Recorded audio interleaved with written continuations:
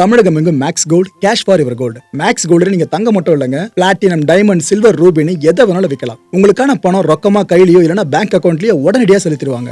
Market மதிப்பை விட 100 ரூபாய் ஒரு கிராமுக்கு உங்களுக்கு கூடுதலாக கிடைக்கும். தமிழ்நாடு முழுக்க டோர் ஸ்டெப் சர்வீஸும் இவங்க ப்ரொவைட் பண்றாங்க. உங்களுக்கு கோல்ட விற்கணும்னு அதுக்கு ஒரே ஒரு பெஸ்ட் பிளேஸ் மேக்ஸ் கோல்டு தான். கால் 04445454545. வணக்கம். Big topic with Karthik Mayakumar. Delhi போராட்டம் இருக்குல்ல, அதில் உண்ணாவிரதம் ஒருத்தர் மேற்கொண்டு இருந்தார் பார்த்தீங்களா, சோனம் அவர்கள். அவர் ஒரு வழியாக உண்ணாவிரதத்தை முடிச்சிட்டார். இது கூடவே நம்ம சென்னையில் நீட் எதிர்த்து ஒரு மிகப்பெரிய போராட்டம் நடந்தது. திரைப்பட இயக்குநர்கள்லாம் கலந்துக்கிட்டாங்க. அதில் பல விஷயங்கள் பேசியிருக்காங்க. அதை பற்றி பார்க்க போகிறோம். பிரதமர் மோடி அவர்கள் ஒரு செல்ஃபி வீடியோ ரிலீஸ் பண்ணியிருக்காருங்க. இது எதை பற்றி தான் பேச போகிறோம், நிகழ்ச்சிக்குள்ள போகலாம்.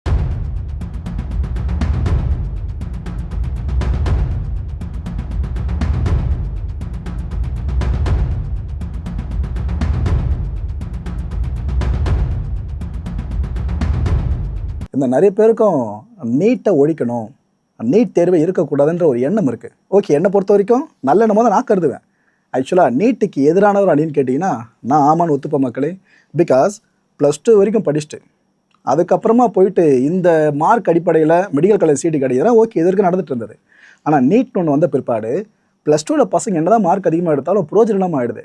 அப்புறத்துக்கு +2 இந்த கேள்வி வருதில்ல. இதனால தான் நான் கொஞ்சம் எதிர்த்து நிற்கிறேன், வேறு எதுவும் இல்லை. ஆனால் இந்த நேரத்தில் உணர்வுபூர்வமாக பல பேரும் கனெக்ட் ஆகுறாங்க நீட் ஒழிப்பு சார்ந்து. பட் புரிதல் பெருசாக இல்லாமல் இருக்குது. நிறைய பேர் என்ன நினச்சிக்கிறாங்கன்னா, டெல்லியில் போராட்டம் நடக்கிறது நீட்டை ஒழிக்கிறதுக்கு நினைக்கிறாங்க. அது உண்மை கிடையாதுங்க. தர்மேந்திர பிரதான் இருக்கார்ல, இவர் பதவி விலகணும், இவ்வளோ தான் அவங்களோட கோரிக்கை. ஃபேர் நீட் எக்ஸாம் தான் அவங்க கேட்குறாங்க. இட் மீன்ஸ் நீட் ஒழிப்பு கிடையாது. அதுக்கு பேர் நீட் நடத்துறீங்க, அதை ஒழுங்காக நடத்துங்க. கொஸ்டின் பேப்பரில் லீக் ஆகிட்டு இருக்கு, ஒரு முறையாக நடக்குது. என்ன லட்சத்தில் எக்ஸாம் நடத்துறீங்கன்னா இந்த கோவம் அவங்களுக்கு. ஆனால் தென்னிந்தியாவில் குறிப்பாக தமிழ்நாட்டில் குரல் எப்படி வளர்த்துக்கிட்டு இருக்கு, நீட் ஒழிப்புன்னு வளர்த்துக்கிட்டு இருக்கு. ஸோ ரெண்டுத்துக்கும் வித்தியாசம் புரியுதா மக்களே உங்களுக்கு? இந்த வித்தியாசம் புரிஞ்சாதான் இந்த கான்டென்ட் உங்களுக்கு தெளிவாக புரியும். தாவேக அரசு இந்த நீட் விவகாரத்தில் சொதப்பி இருக்கான்னு கேட்டிங்கன்னா சொதப்பி இருக்கு. சகோதரி அனிதாவோட வீட்டுக்கு யார் போனால்? சிஎம் விஜய் அவர்கள். அப்போ போயிருந்தாங்களா? போராட்டம் ஏதாவது நடக்குதுனாக்கா களத்துக்கு கச்சிப் கட்டிட்டு யார் போனால்? சிஎம் விஜய் அவர்கள். அப்போ போயிருக்காங்களா? அப்போ பண்ணவர் இப்போ அதிகாரத்துக்கு வந்ததுக்கப்புறம் ஏன் பெருசாக பண்ணலன்னு பல பேரும் கேள்வி எழுப்புறாங்க. அதில் ஒரு நியாயம் இருக்குது. அண்ட் என்ன கேட்டால் தாவேக அரசு சொதப்பியிருக்க இடம் இந்த நீட்டுக்கு எதிராக நாடு முழுக்க குரல் கொடுக்கப்பட்டு இருக்குல்ல, இதில் தாவேக அரசோட குரல் பார்த்தீங்கன்னா பெருசாக இல்லை. இதை நம்ம ஒத்துக்கிட்டே ஆகணும், பெருசாக இல்லை. ஸோ இதனால தான் பல பேர் விமர்சனம் பண்ண ஆரம்பிச்சிருக்காங்க. தாவேக அரசுக்கே இது நல்ல பாலிடிக்ஸில் ஸ்கோர் பண்ணுற டைமுங்க. ஆனால் அவங்க அதையும் மிஸ் பண்ணிட்டு இருக்க மாதிரி இருக்குது. நீட் எதிர்ப்புன்ற முழக்கத்தை சிஎம் விஜய் அவர்கள் அப்போ கையில் எடுத்தார். ஆனால் இப்போ அந்த தாக்கம் எந்த அளவுக்கு இருக்குன்றது கேள்விக்குரியதாக இருக்குது. தாவேக அரசு சொதப்பட இந்த இடம் இருக்குல்ல, இதை நிறைய பேர் இப்போ கையில் எடுத்துட்டாங்க. குறிப்பாக நீலம் மாணவர் இயக்கம் இருக்குல்ல, அவங்க சார்பில் சென்னையில் ஒரு போராட்டம் முன்னெடுக்கப்பட்டுச்சு. நீட் ஒழிப்பு சார்ந்து அந்த போராட்டம் நடந்துச்சு. நீட் போராட்ட காலத்தில் நீட் பற்றி பேசினா கரெக்டாக இருக்கும். ஆனால் வேறு சில அரசியலையும் உள்ளே கலந்து பேச ஆரம்பிச்சிட்டாங்க. ஸ்பெசிஃபை பண்ணி சொல்லணும்னா டைரக்டர் அமீர் இவர் என்ன சொல்லியிருக்காரு, கட்சி தொடங்குறதுக்கு முன்னாடி மட்டும் கர்ச்சிஃபில் முகத்தில் கட்டிக்கிட்டு களத்துக்கு வருவாங்க, அதுக்கப்புறம் ஆட்சிக்கு வந்த பிற்பாடு அப்படின்னு முடிக்கிறார். யாரை சொல்கிறார் தெரியுதா? அனிதா அவர்கள் வீட்டுக்கே சென்று ஆதரவு கொடுத்தவங்க இப்போ இதை பற்றி பெருசாக பேச மாட்டாங்களே அப்படின்றாரு. அதே யார் சொல்கிறாரு தெரியுதா? நீட்டுக்கு எதிராக எந்த அரசும் சரி, எந்த கட்சியும் சரி, அவங்க முழுக்க போராட மாட்டாங்க. கட்சி தான், அரசு தான்ற மாதிரி இப்படி பொதுப்படையாகவும் சில விஷயங்களை பதிவு பண்ணியிருக்காரு. அதை நீட் களம். ஆனால் தாவேக அரசு மீதான சில விமர்சனங்கள் இருக்குல்ல, அதை அங்கே பதிவு பண்ணியிருக்காங்க. தமிழ்நாடு சிந்திக்கக்கூடிய மாநிலம் அப்படின்னு நண்பர் ஜேம்ஸ் வசந்தன் பேசினார். ஆக்சுவலாக இவர் முன்னாடி பேசிட்டு போனார், அதாவது ஒரு கோட் பண்ணுறாரு. அவர் பேசினார், ஏங்க அதெல்லாம் மாறிடுச்சிங்க, இன்றைக்கி அந்த கூட்டம் தியேட்டரில் இருக்கிறதா சொல்கிறாரு. இவரும் சினிமா கலைஞர் தான். சிந்திக்கிற அந்த கூட்டத்தை ஒருத்தர் வந்து எடுத்துகிட்டு போயிட்டு தான் சொல்லியிருக்காரு. வேறு யார் அந்த ஒருத்தர்? திரைப்படம் வெற்றி பெறணும் அப்படின்றது உங்கள் உணர்வு, ஆனால் நாடு நல்லா இருக்கணும் அப்படின்றது எங்கள் உணர்வுன்னு சொல்லியிருக்காரு. சரி, பேசுகிறதுலாம் சூப்பர் விஷயம், புரட்சிகரமாக பேசுகிறீங்க, ஒத்துக்கிறோம். ஆனால் ஒரே ஒரு கேள்வி மனசில் வருது. இது வரைக்கும் நீங்கள் எடுத்த படங்கள் எத்தனை படங்கள் நாட்டை நல்வழிப்படுத்தணும், மாணவர்கள் எதிர்காலம், இது பேஸ் பண்ணி எடுத்திருப்பீங்க? ஏங்க இதை எடுக்கலன்னு கேட்டால் அது ஒரு காரணம் சொல்லுவீங்களா? ஏன்பா நானாக ப்ரொடியூஸ் பண்ணுறேன், அவங்க கையில் இருக்குன்ட்டு, இப்படி எல்லாரும் தான் காரணம் சொல்லுவாங்க. ஸோ ஒரு விஷயம் ஸ்டேஜில் பேசலாம், ஆனால் நாம் எந்த அளவுக்கு அதில் ஆக்கப்பூர்வமாக இருந்திருக்கோன்ற விஷயத்தை மனசில் வச்சு பேசினா சிறப்பாக இருந்திருக்கும். ஆக்சுவலாக இந்த போராட்டத்தை நான் எதிர்க்கலைங்க, வரவேற்கிறேன். ஆனால் பேசியிருக்க விஷயங்கள் இருக்குல்ல, அதை நீட்டை மையப்படுத்தி இருக்கணுமே தவிர ஒரு கட்சி பிடிக்கலை, அந்த தலைவர் பிடிக்கலைன்ற விஷயத்த அங்கே திரிக்கக்கூடாது. அது போராட்ட காலத்தை திசை மாறி விட்டு. இதே காலத்தில் ரஞ்சித் அவர்கள் பேசினாங்க. என்ன சொன்னாங்க? 8 தலித் அமைச்சர்களை கொடுத்தாச்சு. சரி, வன்னியரசு அவர்களை தவிர மற்ற 7 பேரும் தலித் பிரச்சனை பற்றி என்ன பேசியிருக்காங்க அப்படின்னு கேட்டிருக்காரு. ராஜ்மோகன் அவர்கள் தலித் அப்படின்ற விஷயமே எங்களுக்கு சமீபத்தில் தாங்க தெரிய வந்துச்சு. அவர் ஒரு யூடியூபராக இருந்தார்ல அமைச்சர் ராஜ்மோகன் அவர்கள், அப்போ அவர் தலித்துக்காக என்ன தான் பேசினாரு? ஏதோ ஆம்ஸ்டாங்கனை பற்றி ஏதோ சில வீடியோஸ் போடார், அவ்வளோதான். மற்றபடி தலித் மக்களுக்காக அவர் பெருசாக குரலாக கொடுக்கலங்க. அவர் அமைச்சரானா என்ன, ஆகிறானா என்ன அப்படின்னு பேசியிருக்காரு. ஆக்சுவலாக இதே ரஞ்சித் அவர்கள் தான் இது வரைக்கும் எந்த கட்சியும் பண்ணாத விஷயத்தை தாவேக்கா பண்ணியிருக்கு. 8 அமைச்சர்களுக்கே இடம் கொடுத்துருக்கீங்க, அது இதுன்னு பேசினாங்க தலித் அமைச்சர்கள் சார்ந்து. ஆனால் இப்போ அவங்க எந்த அளவுக்கு பேசியிருக்காங்களே. Okay right. டைரக்டர் வெற்றிமாறன் இவர் என்ன பேசினாரு? இந்த நாட்டோட மற்ற அமைப்புகள் சரியாக செயல்படாட்டி தான் மாணவர்கள் போராட்ட காலத்துக்கு வருவாங்க. இது அரசோட தோல்வியை குறிக்கும். இந்த சிஜேபியோட போராட்டம் இருக்குல்ல, இது மத்திய அரசோட தோல்விங்க. நீட் ஒழிப்புக்கான போராட்டமாக அது மாறணும்னு சொல்லியிருக்காரு. இன்ஃபேக்ட் இந்த ஈவெண்ட்டில் பேசுகிறப்ப வெற்றிமாறன் கரெக்டாக சில வார்த்தைகளை பயன்படுத்தினார். அதாவது நீட் ஒழிப்புக்கும் ஃபேர் நீட்டுக்கும் வித்தியாசம் இருக்குல்ல, அதை புரிஞ்சவர் கரெக்டாக பேசினார். ஆனால் மேடையில் பேசும்போது நடுவில் குறுக்கிட்டு இல்லைங்க அவங்களும் நீட் ஒழிப்புக்கு தான் போராடுறதா சில பேர் சொல்லிட்டாங்க. இதில் உடனே சாரி சொல்லிட்டு ஸ்டேஜ்லேயே இவர் அதுக்கப்புறம் மாற்றி பேச ஆரம்பித்தார் வெற்றிமாறன் அவர்கள். இந்த விஷயம் நடந்துச்சு, இவர் தெளிவாக தான் பேசியிருக்காரு. ஓகே, எங்கள் கூடயே சேர்ந்து பார்த்தீங்கன்னா நடிகை ஆண்ட்ரியா இருக்காங்களே, அவங்களும் பேசினாங்க. இதுதான் என் வாழ்க்கையில் மொதல் போராட்டம்னு சொல்லாங்க. வரவேற்கிறோம். ஏன்னா செலிபிரிட்டிஸ் லெவலில் இருக்கிறவங்க இது போல விஷயங்களை களத்துக்கு வந்தாங்கன்னா சமூக தாக்கம் பெருசாக ஏற்படும். நிறைய பேரை போய் ஈஸியாக அந்த விஷயம் சென்றடையும். அதுக்காக வரவேற்கிறேன். ஸோ இதில் எதுவுமே நான் விமர்சனம் சொல்ல விரும்பலைங்க. ஏன்னா முதல் களமாக வந்திருக்காங்க. நடிகை ரேவதி இருக்காங்களே, அவங்களும் அந்த களத்தில் இருந்தாங்க. என்ன சொன்னாங்க? காலில் விழுந்து கெஞ்சுறேன், ப்ளீஸ் அந்த மாணவர்களை அடிக்காதீங்க அப்படின்னு சொல்லி கேட்டாங்க. இது பெண்களுக்கே உரித்தான அந்த இறக்க குணம் இருக்குல்ல, அதை காட்டுற மாதிரி அமைது. இதில் நான் விமர்சனம் பண்ண விரும்பலை. ஆனால் ஒரு விஷயம் நம்ம யோசிக்கணுங்க. நீட் எப்பயா வந்துச்சு? எவ்வளோ வருஷமாக இங்கே உயிர்ப்போடு இருக்குல்ல. இதுக்கு முன்னாடி இத்தனை பேர் நீட்டுக்கார எப்போ குரல் கொடுத்தாங்க? ஸோ இந்த டைமில் மட்டும் அவங்க இது போல் பேசும்போது, அதுவும் தாவேக்கா அரசு எதிர்த்து இந்த அளவு பயங்கரமாக பேசுகிறாங்களே, இதுதான் அவங்க மோட்டிவே சந்தேகத்துக்குரியதாக மாற்றி விட்டுறது. ஏன்னா இதுக்கு முன்னாடி தொடர்ந்து இந்த அளவுக்கு களமாடி இருந்தாங்கன்னா இப்போ மனசார வரவேற்போம், சூப்பருங்க மக்கள் பிரச்சனை இறங்கி வரீங்க அப்படின்ட்டு. ஆனால் இதுக்கு முன்னாடி பேசும்போது இப்போ கூட பேசுகிறோன்னாக்கா இதை சொல்கிறதுனால எனக்கு ஒரு முத்திரை குத்துவீங்க. எவ்வளோ வாட்டி முத்திரை குத்துனாலும் சரி, ஃபேக்டை சொல்கிறேன், அவ்வளோதான். லிஸ்ட் உங்ககிட்ட இருந்தால் தாராளமாக எடுத்து காட்டலாம். ஸோ இதில் அரசியல் அஜெண்டா ஏதாவது இருக்குமோன்னு நான் நினைக்கிறேன். நீங்கள் என்ன நினைக்கிறீங்க? Okay right. நம்ம எதிர்காலமே மாணவர்கள் தான். ஸோ அவங்க சொல்கிறத கொஞ்சம் காது கொடுத்து கேளுங்களேன் அப்படின்ட்டு நடிகர் மம்முட்டி பேசியிருக்காரு. இன்னொரு பக்கம் சச்சின் டெண்டுல்கர் இருக்கார்ல, அவர் என்ன சொல்கிறாரு? குழந்தைகளுடைய எதிர்காலத்துக்கான தீர்வு இருக்குல்ல, அதை நம்ம கண்டுபிடிக்கணும்னு சொல்லியிருக்காரு. சச்சின் அவர்கள் ஸ்டேட்மெண்ட் உங்களுக்கே நல்லா தெரியும், ஒரு பக்கம் ஸ்டாண்ட் எடுத்துட மாட்டார். அதுதான் ஸ்டேட்மெண்ட்டில் கரெக்டாக வார்த்தைகளை பயன்படுத்தியிருக்காரு. இது மாதிரி பல பேரும் மாணவர்களுக்காக குரல் கொடுக்குறாங்க. மத்திய அரசை பகச்சிக்காமையும் மாணவர்களுக்கு ஆதரவுன்ற துணியில் குரல் கொடுத்துக்கிட்டு இருக்காங்க. இதெல்லாம் தாண்டி ஜேபி நட்டா மத்திய அமைச்சர் இவர் என்ன சொல்லியிருக்காரு? டெல்லியில் அமைதியாக போராடுறீங்களா, உங்கள் மேலே கேஸ்லாம் கிடையாதுப்பா, கேஸ்லாம் போட மாட்டோம். இந்த நீட் வினாத்தாள் லீக் ஆனது, அப்புறம் கல்வி முறையில் சீரமைப்பை கொண்டு வருது, இதை பற்றி பார்லிமெண்ட்டில் விவாதிப்போம் எல்லாருமே. இந்த ஒரு அஷூரன்ஸை கொடுத்துருக்காரு. இந்த நீட் கொஸ்டின் பேப்பர் லீக் ஆச்சுல, இதனால் உயிரை மாற்றிக்கிட்டாங்க பார்த்தீங்கன்னா சில பேர். மருத்துவர் நடக்கும்போது ஞாபகம் இருக்கா? நம்ம ஃபுல்லாக அதை கவர் பண்ணியிருந்தோம். அதுக்கு இழப்பீடு கொடுக்கறதுக்கு அரசு பரிசீலனை பண்ணிட்டு இருக்கிறதா ஒரு விஷயத்த சொல்லியிருக்காங்க. ஆனால் இழப்பீடு கொடுத்தா வாய முடுற கூட்டம் நினைக்கிறீங்களா? மாணவர்கள் போராட்டம் ஒரு முடிவு தெரியாமல் ஓய போகிறது இல்லைன்னு லிட்டலாக தெரிஞ்சிருச்சு. நீங்கள் இதெல்லாம் சொல்கிறத விட பிரதான நீங்கள் பதவி விட்டு தூக்கினாதான் என்ன? ஒருவேளை மத்திய அரசு நினைக்கல, இல்லை இது போல் போராட்டத்தில் நம்ம பதவி நீக்கம் பண்ண ஆரம்பிச்சிட்டா நம்ம கவர்மெண்ட் ரொம்ப வீக்காக நினச்சிருவாங்கன்னு. ஆக்சுவலாக அதுதான் ரொம்ப வீக்னஸாக ஒன்று மாற்றிக்கிட்டு இருக்கு திரும்ப.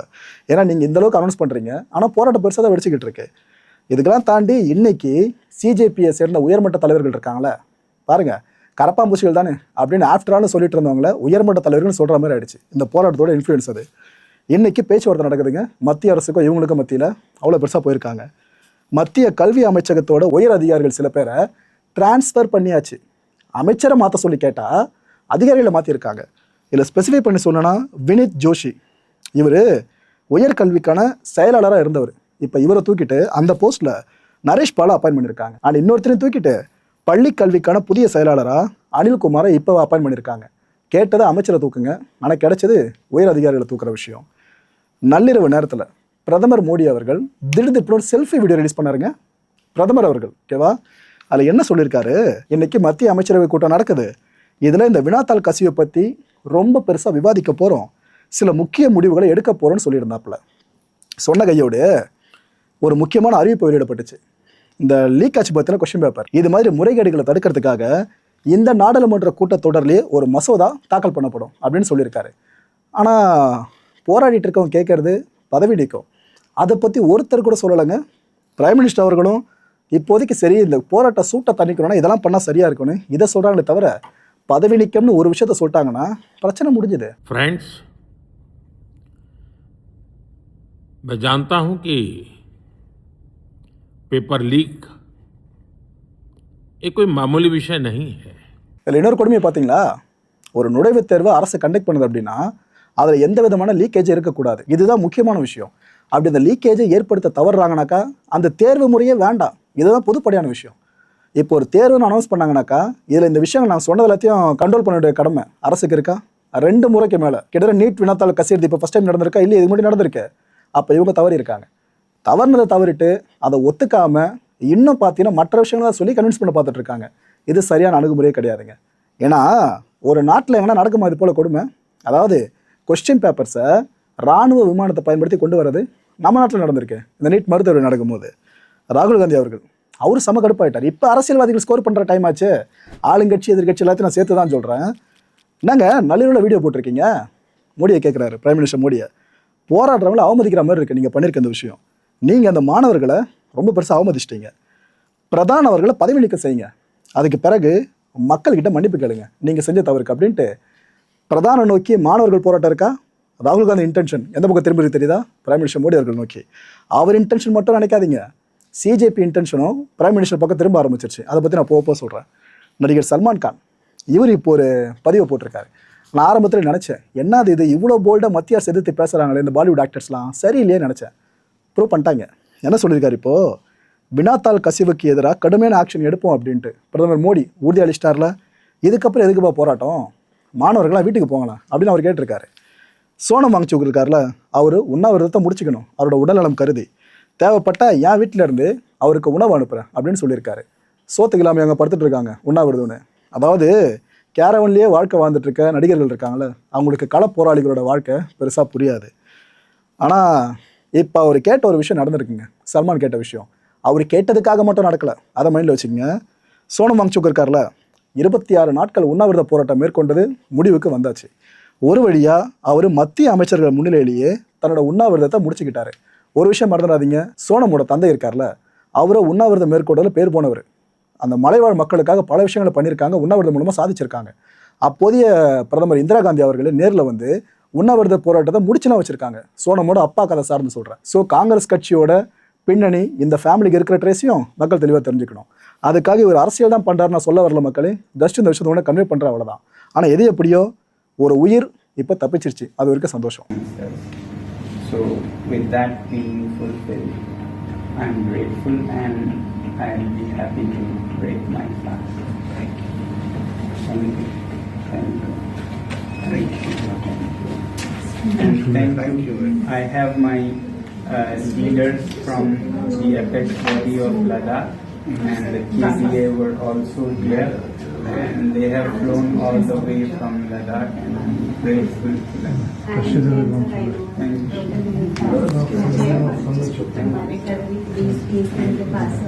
you. So now for monitoring. Thank you. Thank you. Thank you. Thank you. Just sit down with him. And Nisanji, you have always been by my side and support, and I don't want to thank you, but express my feelings as well. Just sit up. I think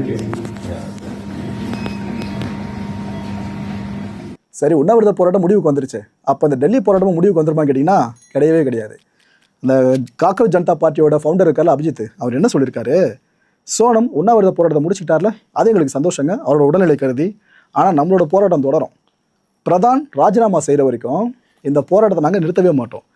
நீங்கள் சும்மா இதை நாங்கள் சொல்கிறத காதில் வாங்காமல் வேறு விஷயங்களாக சொல்லி டைவெர்ட் பண்ண பார்த்துட்டு இருந்தீங்கன்னா, பிரதான பதவி நீக்கம் பண்ணாமல் எங்களை டைவெர்ட் பண்ண பார்த்தீங்கன்னா, அடுத்து எங்களோட கோரிக்கை மோடி அவர்களை, பிரதமர் மோடி அவர்கள் ராஜினாமா செய்ய சொல்லி அந்த பக்கம் வந்துடும் டாப்பில் அபிஜித். ஸோ அந்த நிலைக்கு கூட இந்த போராட்டம் போகும் பார்த்துங்கன்னு மத்திய அரசை வார்ன் பண்ணியிருக்காரு. திறமை இல்லாத தோல்வி அடைந்த ஒரு அமைச்சரை விட மாணவர்கள் எதிர்காலம் இருக்குல்ல, அதுதான் நாட்டுக்கு ரொம்ப முக்கியம்னு சொல்கிறாரு. 100க்கு 100 உண்மையான விஷயம் இது. ஒரு நுழைவுத் தேர்வு அரசு கண்டக்ட் பண்ணால் அதை லீக்கேஜ் இல்லாமல் பார்த்துக்கணும். அப்படி பார்த்துக்க முடியலன்னா அந்த தேர்வு ரத்து பண்ணிட்டு வேறு ஆகிற வேலையை பார்க்கணும். அதான் அவர் இங்கே சொல்லியிருக்காரு. இன்னைக்கு போராட்டத்தை விரிவுபடுத்துவோம் வாருங்கள்னு இருக்கிற டெல்லி கூட்டம் பத்தாதுன்னு இன்னும் பல பேர் அழைச்சிருக்காரு அபிஜித் அவர்கள். அண்ட் மக்களை இந்த கான்டென்ட் பொறுத்தவரைக்கும் நாமெல்லாம் சிந்திக்க வேண்டிய ஒரே ஒரு விஷயம் தான், தூய்மையான மாணவர் போராட்டத்தில் இந்த அரசியல் என்ற விஷத்துளி இருக்குல்ல, அதை தயவு செஞ்சு கலக்காதீங்க. அடுத்த நிகழ்ச்சி சந்திக்கலாம். நன்றி, வணக்கம். தமிழகம் எங்கும் Max Gold, cash for your gold. Max Gold நீங்க தங்க மட்டும் இல்லைங்க, பிளாட்டினம், டைமண்ட், சில்வர், ரூபினி எதை வேணாலும் விற்கலாம். உங்களுக்கான பணம் ரொக்கமா கையிலயோ இல்லைன்னா பேங்க் அக்கௌண்ட்லயோ உடனடியாக செலுத்திடுவாங்க. மார்க்கெட் மதிப்பை விட 100 ரூபாய் ஒரு கிராமுக்கு உங்களுக்கு கூடுதலா கிடைக்கும். தமிழ்நாடு முழுக்க டோர் ஸ்டெப் சர்வீஸும் இவங்க ப்ரொவைட் பண்றாங்க. உங்களுக்கு கோல்ட விற்கணும்னு அதுக்கு ஒரே ஒரு பெஸ்ட் பிளேஸ் மேக்ஸ் கோல்டு தான். கால் 04445454545. என் அன்பார்ந்த மாயம் ஸ்டுடியோஸ் நேயர்களே, மாயம் பக்தின்னு ஆன்மீகத்துக்காக பிரத்யேகமா ஒரு சேனலை கொண்டு வந்திருக்கோம். மறக்காம சப்ஸ்கிரைப் பண்ணி அந்த சேனலுக்கு உங்களோட ஆதரவை மனப்பூர்வமா தெரிவிங்க. வணக்கம் மாயம் ஸ்டுடியோஸ் நண்பர்களே. மாயம் ட்ரெண்ட்ஸ் அப்படின்ற ஒரு புதிய ஃபேஸ்புக் பேஜை ஓப்பன் பண்ணியிருக்கோம். நீங்கள் யூடியூப்ல பார்த்துட்டு இருக்கீங்களா நம்மளோட கான்டென்ட்ஸ்லாம், இதெல்லாம் விட ஒரு படி மேலே ரொம்ப கிறிஸ்பாகவும் ரொம்ப சூப்பராகவும் நிறைய கான்டென்ட்ஸ் உங்களுக்கு இந்த பேஜில் காத்துட்டு இருக்குங்க. ஸோ உடனடியாக ஃபேஸ்புக் பிளாட்ஃபார்ம் போங்க, மாயம் ட்ரெண்ட்ஸ்னு டைப் பண்ணி சர்ச் பண்ணி நம்ம பேஜை ஃபாலோ பண்ணுங்க. அப்படியே நம்ம சேனலையும் நீங்கள் சப்ஸ்கிரைப் பண்ணிட்டீங்க அப்படின்னா இன்னும் நிறைய புது புது கான்டென்ட்ஸை உங்களுக்காக ப்ரொடியூஸ் பண்ணி கொடுத்துக்கிட்டே இருப்பாங்க. நீங்கள் பண்ணுற ஒவ்வொரு சப்ஸ்கிரிப்ஷனும் எங்களுக்கு பெரிய மோட்டிவேஷனாக அமையும்.